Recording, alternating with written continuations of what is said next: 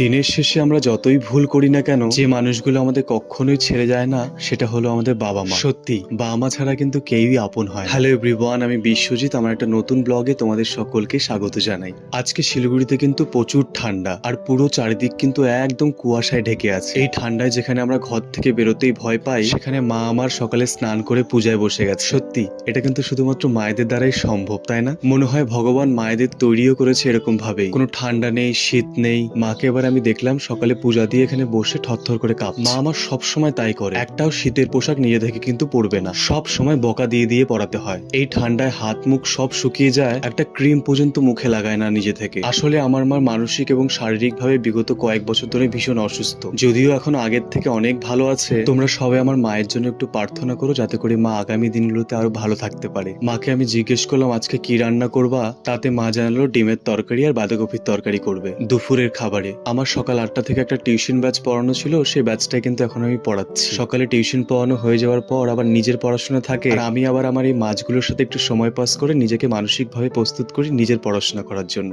প্রতিদিন টিউশন ছুটি দিয়ে এদের সাথে আমি একটু সময় না পাস করলে কিন্তু আমার ভালোই লাগে না। তারপর 10টা 10-15 মতো হবে, মা এসে হাজির ব্রেকফাস্ট নিয়ে। আমার টিউশন শেষ করে উঠতে উঠতে প্রায় 10টা 15 হয়ে যায়। মাকে প্রতিদিনই বলি তুমি সকালের খাবারটা আমাকে ছাড়া একাই আগে খেয়ে নাও। আমার পড়ানো শেষ হয়, আগে আমাকে খেতে দেয়, তারপর নিজে খায়। দুপুরে খাবারের ক্ষেত্রে কিন্তু সে একই। বাবা ডিউটি থেকে ফিরবে, বাবাকে খেতে দিবে, তারপরে নিজে খেতে বসবে। ওই যে বললাম মায়েরা এরকমই হয়। গতকাল রাতে আমার এক ক্লাস 8-এর ছাত্র এই উপহারগুলো আমার জন্য নিয়ে এসেছে। আসলে কয়েকদিন আগে আমার বার্থডে ছিল, তো এসে বললো স্যার এটা তোমার বার্থডে গিফট। আমি যেহেতু অ্যাকোয়ারিয়ামে মাছ পালি, তাই বুদ্ধি করে অনেকটা রঙিন পাথর নিয়ে এসেছে। মা এখন রান্না করছে বাঁধাকপির তরকারি, আর তার সাথে করবে ডিমের কারি। আর এখানে মা আমাকে বলছিল ডিম আর আলুগুলো সিদ্ধ হয়ে গেছে, নিয়ে একটু ছুলে দে। আগেই বললাম মায়ের শরীরটা এখন আগের মতো অত দেয় না, তাই বাড়িতে সারাদিন আমি আর মাই থাকি। আর 2 দিদির বিয়ে হয়ে যাওয়ার পর থেকে মা বড্ড একা হয়ে গেছে, তাই আমার দ্বারা যখন যতটুকু হয় তখনই কিন্তু সবসময় মায়ের কাজে আমি সাহায্য করি, আর আমার করতেও কিন্তু ভীষণ ভালোই লাগে। আমি যখন অনেকটা ছোট ছিলাম, মোটামুটি ক্লাস 5-6-এ পড়তাম, তখন থেকে মা এক মানসিক রোগে আক্রান্ত হয়।